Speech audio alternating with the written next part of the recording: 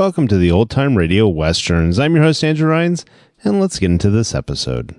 This episode is going to be The Lone Ranger. Original air date is August 2nd, 1944, and the title is Mainspring Charlie.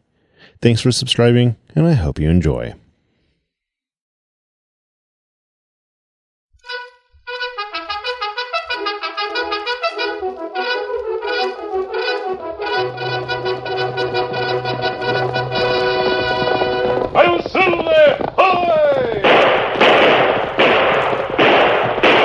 A fiery horse with the speed of light, a cloud of dust, and a hearty Hi-Yo Silver, the Lone Ranger.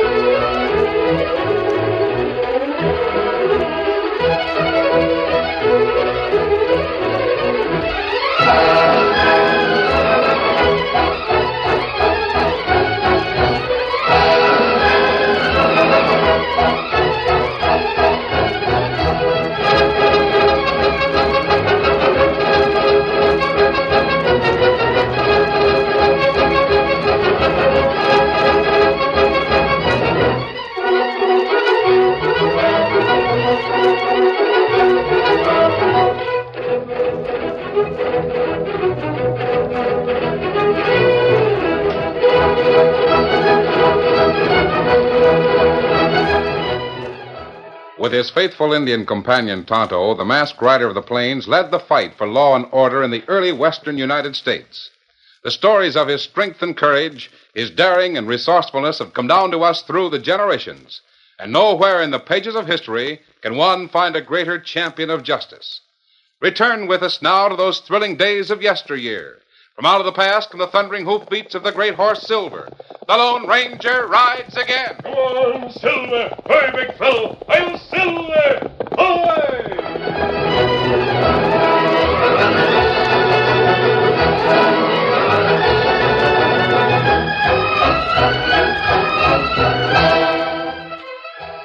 Dan Reed was to meet Tonto in the Totem City Hotel. While waiting for his Indian friend, he sat in the lobby, talking to one of the strangest characters he'd ever known. The fellow was very small, barely 5 feet tall, and talked with the same nervous energy that characterized his every movement. He called himself Mainspring Charlie. Name comes from the profession. Jewelry is the trade, mainly clocks. That's my specialty, son. Clocks. Every man should have a specialty, I always say. Mine is clocks. Mainly loud ones. Well, do you sell 'em or repair 'em, Mr. Charlie? Just call me Mainspring. That's what everyone calls me. Known from here to the border. You mean the Mexican border? I mean all of 'em. Choose your border, and I'm known to there. Mexico, Canada, Atlantic, Pacific. Cover lots of ground, I do. But the past years I've been specializing. Oh, you have? Shaw? Oh, you don't use it. Yes, I specialize, mainly the Indian country. Every man should specialize, I always say. Now, take me.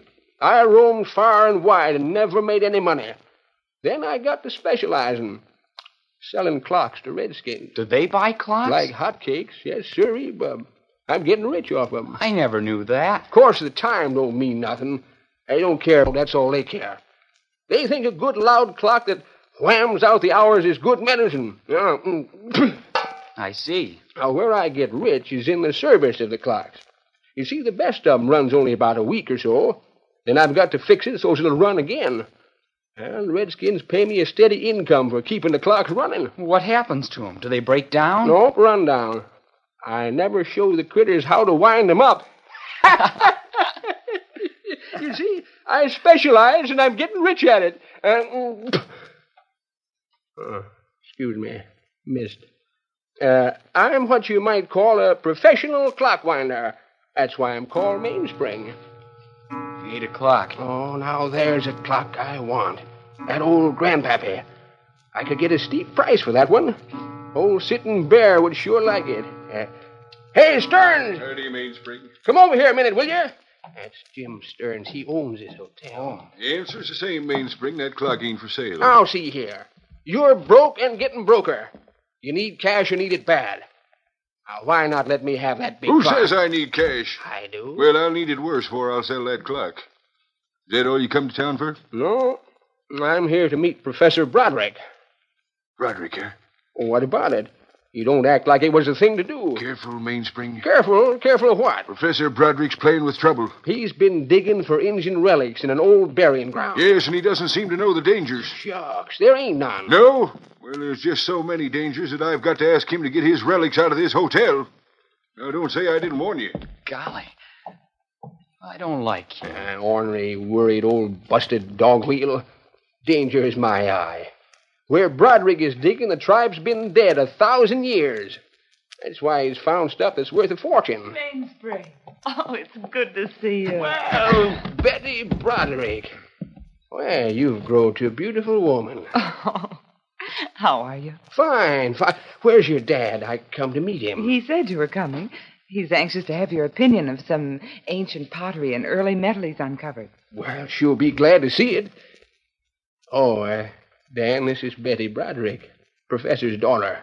Dan Reed, Betty. How do you do?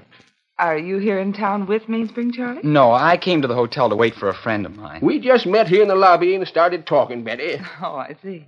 I guess I didn't tell you, Dan. I made a special study of Indian relics. You did? Oh, yes. Mainly pottery and metal things. Dad always said you should have made a career of archaeology, Mainspring. You have a special knack for it. Yep. I always say a man should specialize. Well, where is the professor? Upstairs in his room. He's arranging the things he found. He told me to meet you and say he'd be right down. Fine. He's really found something, eh? Oh, I think so, and so does he. We looked up the references, and it seems that a couple of the things he's found are worth a fortune. Doggone, I'm glad to hear it. Mighty glad. Did you hear that? What'd he say? Fire. Get out of here! Get out! The hotel's on fire! I see smoke coming down the stairs. Who's up above? Get out of here! Clear out! Save yourselves! Place is on fire! Dad's upstairs. Come on, out with you! No, let me go up there. Get out of here. Clear out. Fire. Inferno. Death trap. Let me go. My father's upstairs. Where's Dan Reed? Where young fellow who Up was there. here? He went up the stairs. He's a fool. Save my father. Let me go to We him. can't save the place. It's going like tinder. Who's up above? Save yourselves. Get out while you can. Stairs are in flames. Engine Dan went up them stairs. They're ablaze already. Nico, get him. Will you let me go, Stearns? Someone get upstairs. Someone save my father. If you won't leave, I'll carry you out. No, let me go. Dad!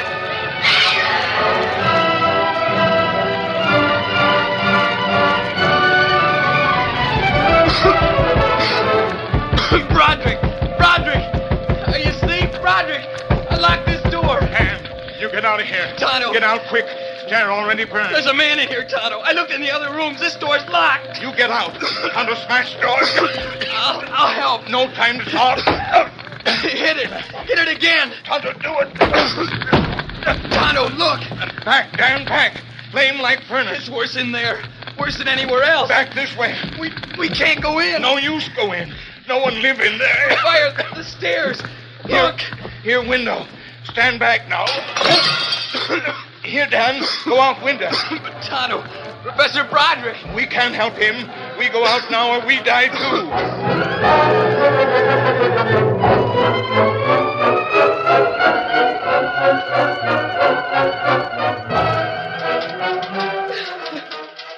They're cooling the embers now.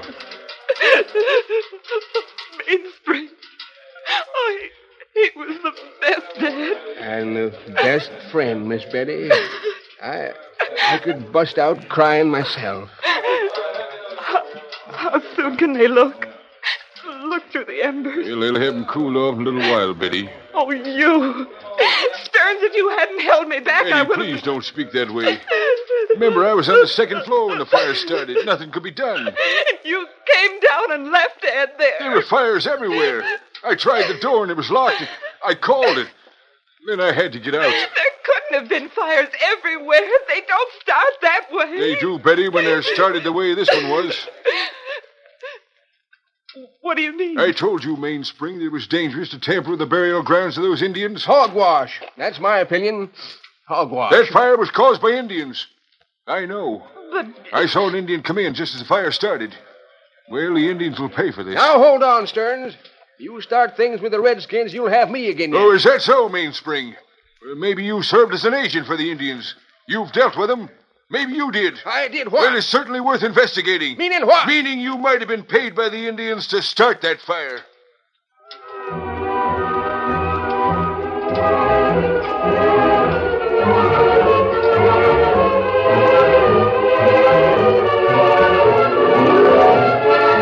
Later that night, when Dan and Tonto joined the Lone Ranger in a small camp near town, Tonto had an interesting observation in connection with the fire.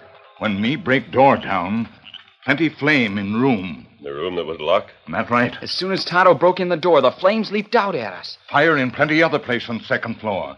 Fire inside closed room. The fire must have been started in several places at once. That right. And there other strange thing.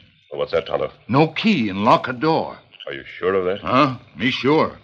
Door fall to one side. No key on either side of lock. It's unlikely that Professor Broderick would lock the door and remove the key. That right. The fires don't start in several places at once, by accident. Mr. Stearns might have known what he was talking about. What's that, Dan? Who's Mr. Stearns? Oh, he owned the hotel. Oh? I was sitting in the lobby waiting for Tonto. He had to show me where our camp was, you know. I know, Dan. Go on. Well, while I was there, I got talking to a man called Mainspring Charlie. Mainspring? Do you know him? Yes. He's a very good friend of the Indians. Yes. He told me how he sells them clocks, then charges them to keep the clocks wound up. The Indians all like Mainspring. They do? What about him? Well, Mr. Stearns came over and told him he'd better be careful if he had anything to do with Professor Broderick, because the Indians would resent the fact that the professor had dug relics out of the old burial grounds. Oh, that's not true, Dan. But Tonto... Indian round here now not care what happened to early Indian burial ground. Them different tribe. Well, hold on, Tonto. If Stern thinks that, he's likely to spread the story. That right. And if he does, there'll be trouble. Plenty trouble. Come on, get your horses saddled up. Are we riding tonight? Right away. Here, Silver. Here, Scout. Come on, Victor. Steady there, boys. First one with horse saddled, throw water on campfire, huh? The townspeople think the Indians burned that hotel. They'll rise up against them. Indian not burn it. Yes, that's the point. Steady there, Silver. The Indians won't stand for an attack. They'll fight back. War will break out all over again. No one knows how far it will spread. There, Silver. You're ready. Scout ready. Now me put water on fire. Really ready, Dan? Just 1 second. Just have to tighten this cinch. There. That does it. I'm ready. Come on, steady, big fella. Come on, Silver. Get out, Victor.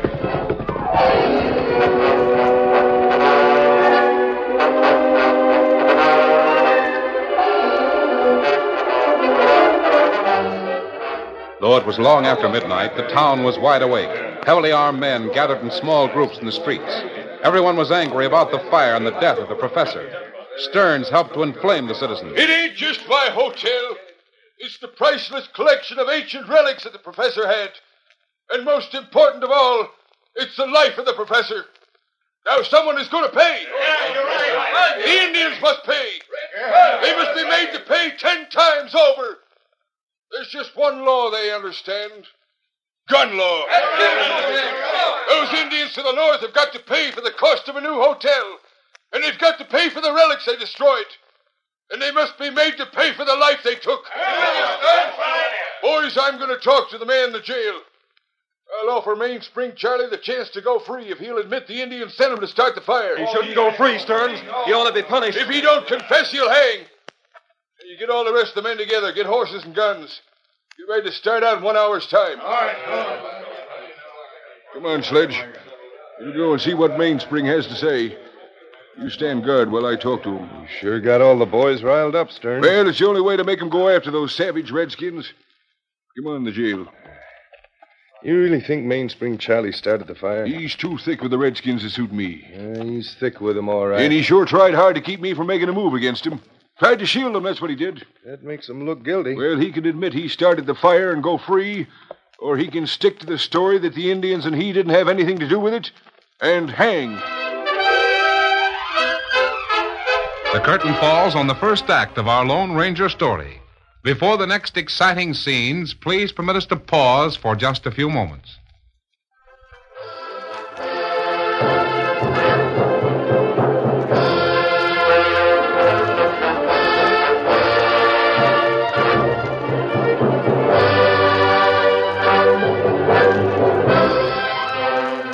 Now, to continue our story. Stearns arrived at the jail with the deputy who stayed outside to stand guard while the hotel keeper went inside to talk to Mainspring Charlie. It's the most outlandish thing I ever heard of, Stearns. What have you got against me, anyway? All I want from you, Mainspring, is the truth. I gave it to you. I specialize in telling the truth. I don't know how the fire started. I know how it started. I'm not asking that. I saw it at the start.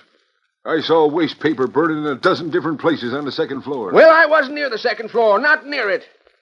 Never went beyond the lobby. Not that anyone knows about. But you were on the second floor. You just said so. Maybe you started it yourself, for all I know. You think I'd burn down my own hotel? You'd do anything if there was a way to benefit by it. Maybe so, but there certainly is no benefit in burning down a hotel. I'm wiped out clean. Now, look here, Mainspring. Let me out of this jail. You've got no right to keep me here. We all know the Indians were back of the fire. They wanted to get Professor Broderick. That's a downright lie. Out and out untrue. Maybe the Indians didn't do it themselves. Maybe someone did it for them. Maybe they paid for the job. Now, you're close to the Indians. Yes, I specialize in them. I know them better than anyone. That's just the point. You do business with them. You bet I do. Now, if you'll confess that they hired you to do the job, we'll let you go. We'll make them pay for the damages. Bring back the professor's life, I suppose. You'll make him give back the father of that fine girl. Well, at least they'll be made to pay. Well, they didn't hire me. Oh, come, Mainspring. You don't want to hang, do you? I tell you, they... Sign the confession. I'll not only let you go free, but I'll let you take your wagon and team and all your stock and trade from the stable along with you. But if you're going to be stubborn... You'll persuade the boys to hang me, huh?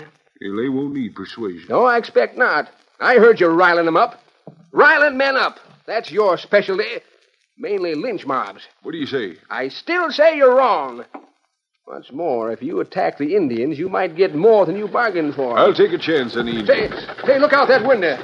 Someone's got my wagon and team. Stop him. Bring him back here. Hey, you! Come back with my wagon. That's filled with clocks. Hey, it's Indian. I see him in a torchlight. Get him. He's robbing me. Stand still. Come on, Mainspring. You, of all people. All right, Tonto has your wagon. Hey, this is the last shred of proof against you, Mainspring. Now we know you're guilty. Hurry, Mainspring. Men are coming on the run. Don't try it, Stearns. We'll get you for this. We'll get you and Mainspring and every last one of those savage redskins. Hogwash.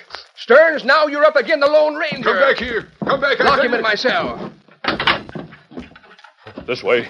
Someone saw me rope the guard. He spread the alarm. Everyone in town's after me. This way, the rear door. Tonto's taking your wagon. I saw him. You'll ride his horse. Out this door. Hurry, they're coming. That horse, Mainspring. Steady, Scout. I'm ready. Stand where you are. We fire. Let them have it. Shoot them. On your way, Dan. Steady, big fella. Come on, Mainspring. Come on, Victor. I'm with you. Come on, Silver. Get up.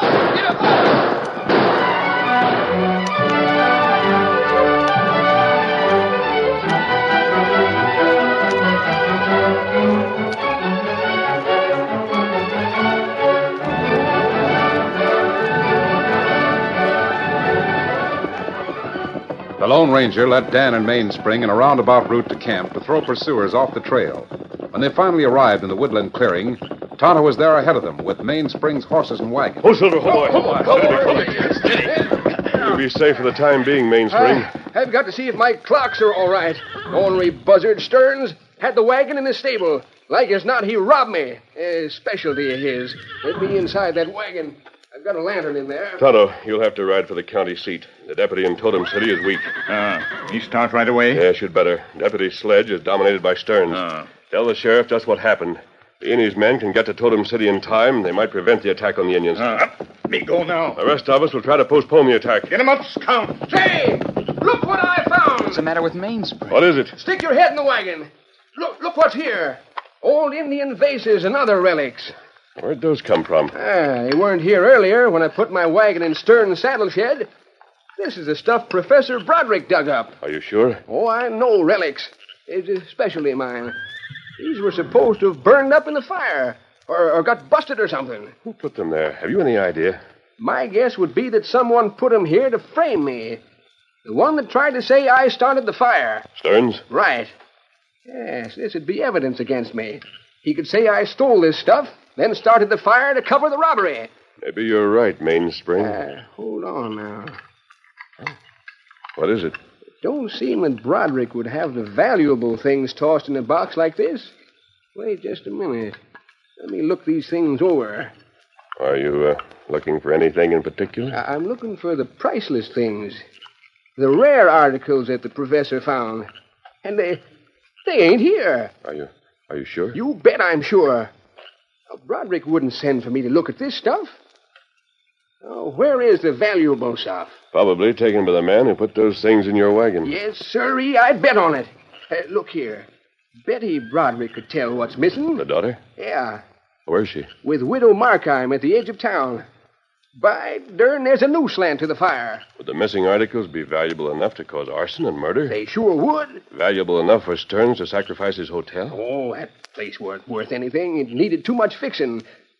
Hey, that's the answer. What? That's why he wanted to blame the fire and murder on Redskins.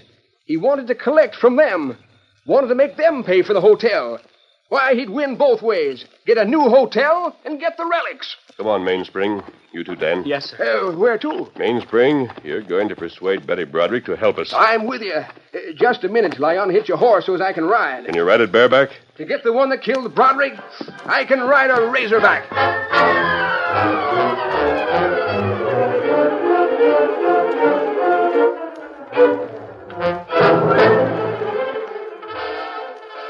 The sheriff arrived in town as Stearns was just about ready to lead the men in an attack on the Indians to the north.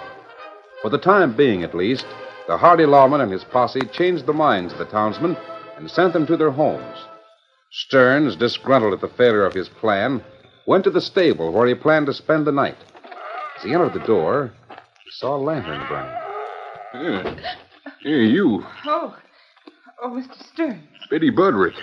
What are you doing here? Well, Mr. Stearns, I couldn't sleep for thinking about Mainspring Charlie. How's that? Well, he and Father were very well acquainted, you know. Well, what about it? Well, after his escape from prison, I got to thinking about him. Yes? And about the charge that he started the fire. Mm-hmm. If Mainspring did that, he'd be guilty of murdering my father, wouldn't he? Well, of course. Well, Mr. Stearns, he wouldn't go that far. Not for the Indians. The only thing that would make him or anyone else murder Father would be the valuable relics. And that might be the reason. Maybe that's why Mainspring killed your father and started the fire. But you see, if he did, he'd have to hide the box of relics. It was a large box, 3 times the size of a shoebox. He couldn't carry it with him, and he couldn't leave it at the hotel. He had to hide it somewhere. Probably in the wagon. No, I don't think he'd put it there. It'd be too dangerous for him if it were found there. I think he might have hidden it here in this shed. It's the only other place. Is that why you're here at this hour of the night? Well, I couldn't come at any other time and find the box. Why not? Because of the clock. Clock? What clock? Mainspring once gave my father a clock that could be set to make a noise for 1 minute at any hour of the day or night. It was to waken him from sleep. Well? I'm sure Father had it set for 1 o'clock in the morning. He often went to bed early and then got up so he could work at night. He did his best thinking and writing at night. I still don't see what I'm not sure, but Father might have had that clock in the box with his valuable relics. If he did, and if Mainspring hid the box in here, I can locate it when the clock strikes. It's nearly 1 o'clock now. Yes, I know it is. Well, you needn't wait around. I'll be here. I'll keep a sharp ear out. I can wait a few minutes longer. In fact, it's just about 1 o'clock now. Well, I'm sorry, but you'll have to go. I can't be bothered with you around here. I've had a trying day. But there it is. That's it. I was right. It's over there.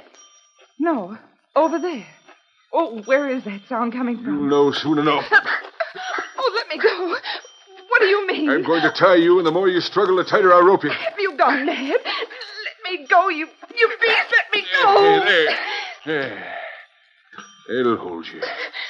You could have kept out of this and saved your neck. Now you'll have to share your father's fate. What do you mean? There'll be a fire in this place. This time you'll be the one that's trapped. I've gone too far to get those relics. Let a girl like you keep me from having them. You killed my father. Yes, I killed your father and I fired the hotel. And I'll do the same with the shed. As soon as I shut off that confounded clock. If it hadn't been for your smart ideas, you'd been all right. So that's where you hid the things you stole. Where is that clock? Right here, you murdering buzzard. What?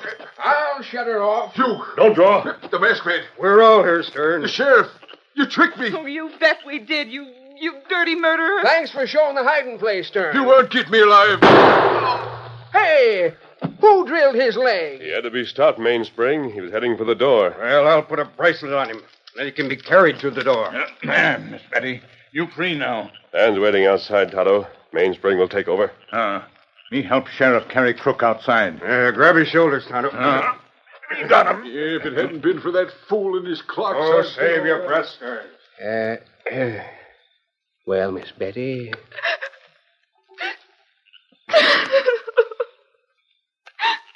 Oh, Mainspring. Charlie. Look, Miss Betty, maybe you and I can take on where your pa left off. Maybe. Doggone it. I wish that masked man hadn't shot the buzzard in the leg. Well, but if he hadn't, he might have escaped. Well, I wanted to drill the buzzard. Shooting polecats is a specialty of mine. Every man should have a specialty, I always say. I'll Silver!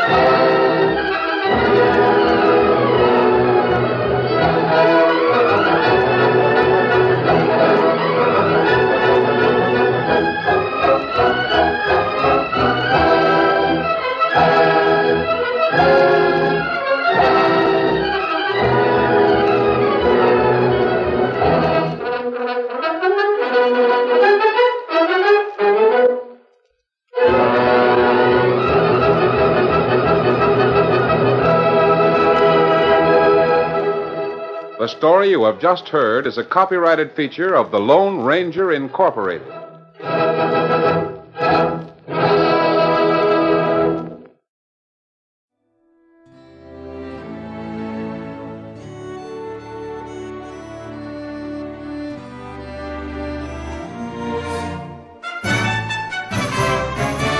This has been a presentation of OTRWesterns.com, and we hope you enjoyed. Please take some time to like and rate our shows in your favorite podcast application. Follow us on Facebook by going to OTRWesterns.com/Facebook.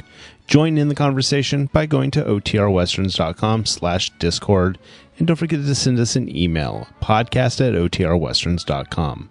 This episode is copyright under the Attribution Non-Commercial Share Alike copyright. For more information, go to OTRWesterns.com/copyright. Have a great day, and again, thanks for listening.